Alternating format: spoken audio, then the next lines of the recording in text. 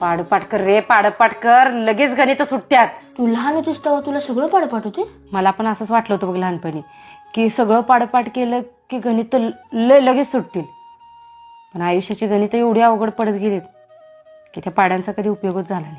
तरी पण ग, तुला कुठला पाडा जास्त आवडतोय? 8चा. का? कारण त्या 8च्या पाड्यात सगळं आयुष्य आहे बघ. हे बघ, 8 मध्ये लहानपण, 16 मध्ये तरुणपण, 24 मध्ये लग्न, 32 मध्ये मुलांच्या जबाबदाऱ्या, 40 मध्ये छान असं कुटुंब, स्थिर कुटुंब, 48 मध्ये समाजाची जबाबदारी, 56 मध्ये म्हातारपणाची सुरुवात, 72 मध्ये म्हणजे वाटण्या करायच्या, काय प्रॉपर्टीची कागदाची सह्या बिया सगळं करून रांकल लावायचं, आणि 80 मध्ये ह्या जगाचा निरोप घ्यायचा.